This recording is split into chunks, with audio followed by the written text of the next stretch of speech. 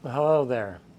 My name's Doug Meadows, and I'm the founder, visionary, and hero maker here at David Douglas Diamonds. And I just want to welcome you to week 23 of our podcast of a century of luxury and legacy. And this week's podcast is basically just a recap of the Vegas jewelry show that I just got back from. And there was just so much. I mean, obviously I can't read all this stuff, but there was so much going on that it's just really hard to explain it all without giving me a few cheat notes to work from. But you know, it's a it's a wild week. Well, week. I mean, we were there from Thursday to Sunday night, and you know, you start out your day on Wednesday or on Thursday, getting up really early, heading out to the airport, taking the first flight out to Vegas, getting into Vegas around 9:30. You know, you got a 3-hour time change, so you gain 3 hours going. You're going to lose it coming home, but it makes for a really long day that very first day, because you go all day long till 6 o'clock, and then you know, we met up with our group of jewelers that came to my store to visit me, and just enjoyed some camaraderie there with them, and you know, seeing what they saw that day, you know, what I don't need to miss, and what I do need to miss. But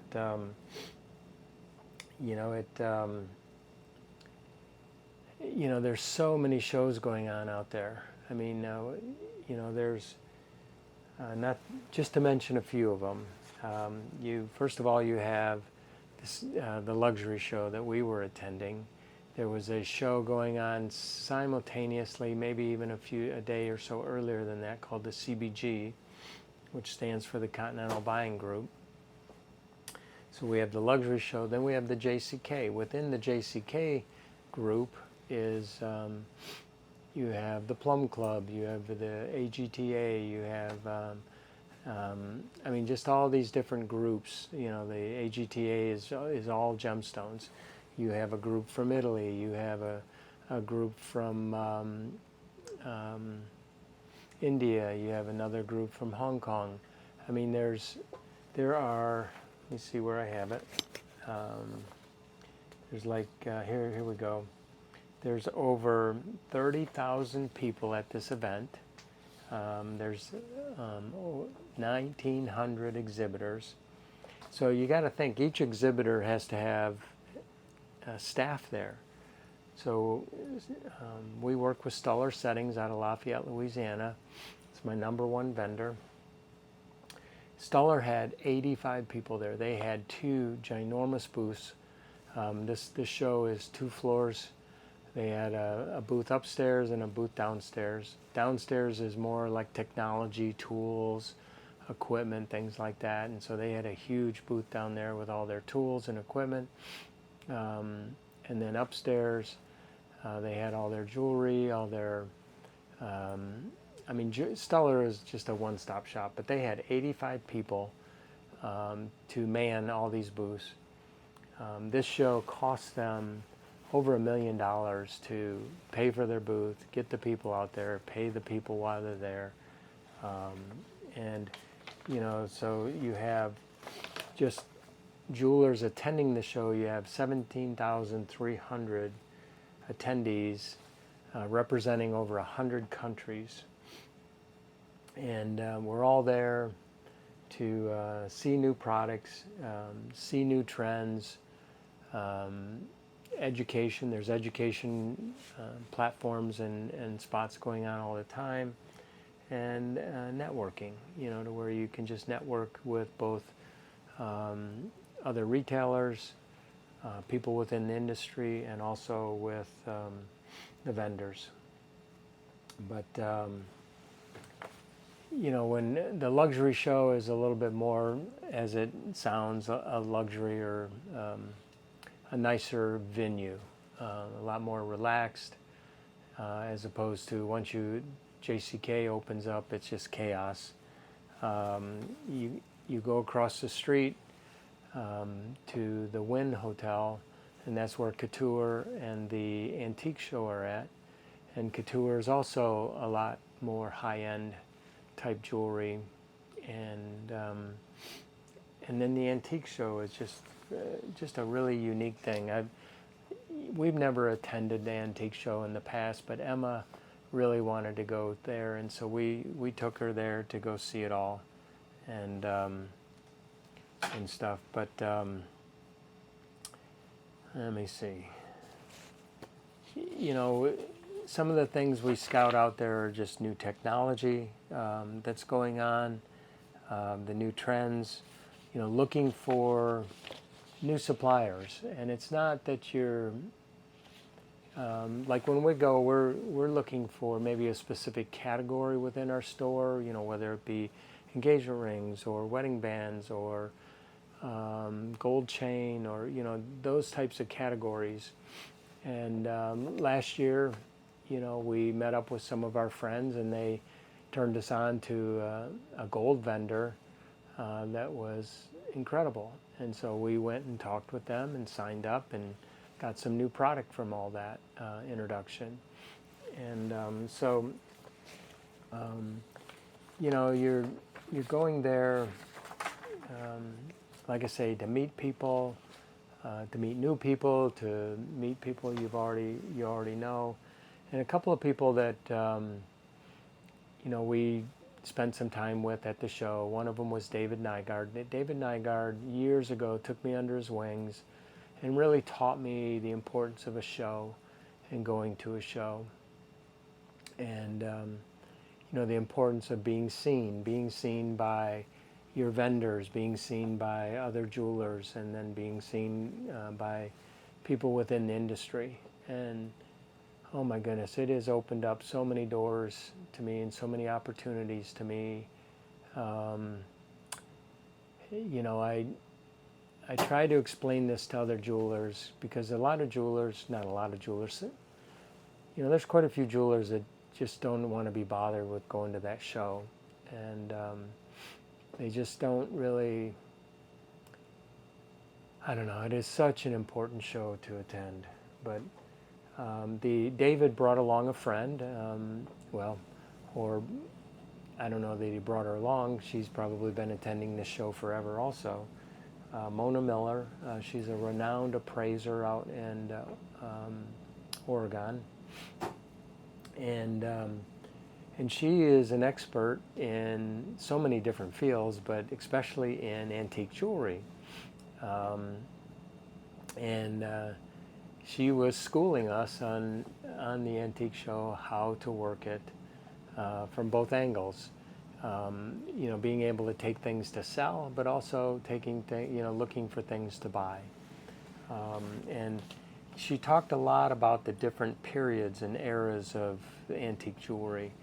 And so I had to look them up to refresh my mind.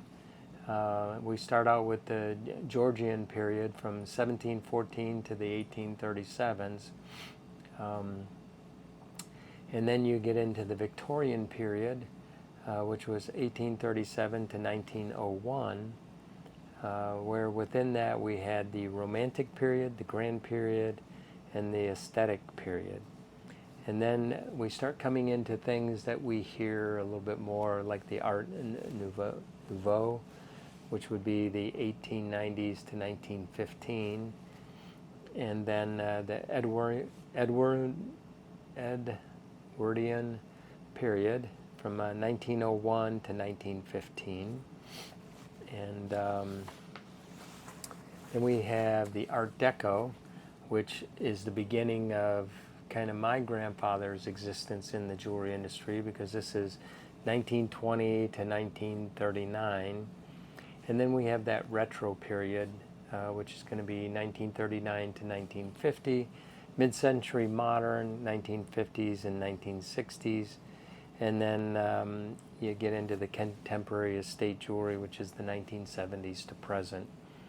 I think, you know, for my store, that era, the contemporary estate is probably the most popular for me, although it is very interesting to get into, some of the Art Deco, the Edwardian period, the retro and mid-century. I mean, you could spend hours talking about each one of those areas, but you know,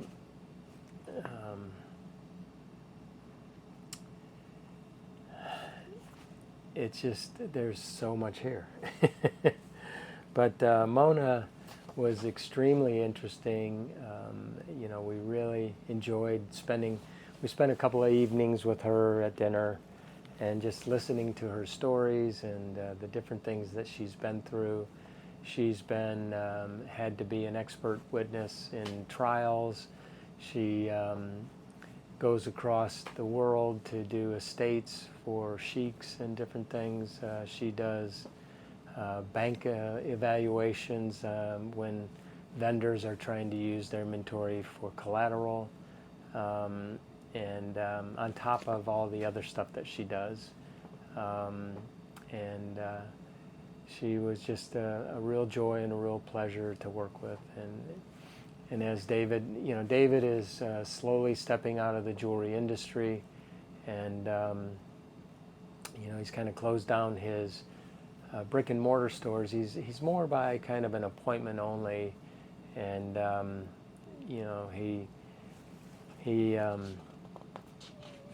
he's given me a lot of good, valuable information over the years and advice. But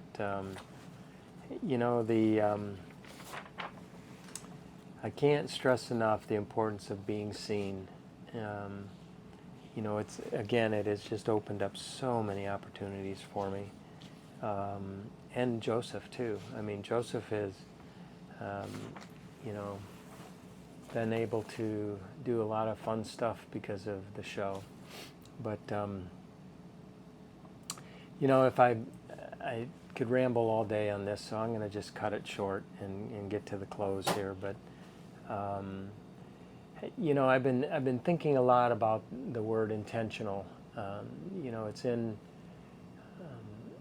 It's in my strategic intent that we are intentional about honoring and blessing all who God brings our way. And intentionality doesn't just happen.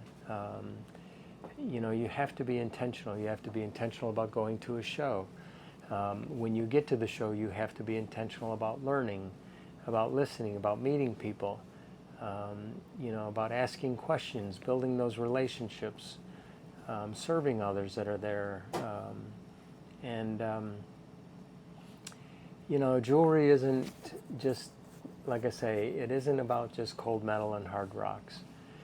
For the customer, it's about the story, what it's celebrating or commemorating, or what it represents, or maybe how it was made, a little bit of everything that goes in that. But, it's truly an honor, a blessing to be a part of that in people's lives. But,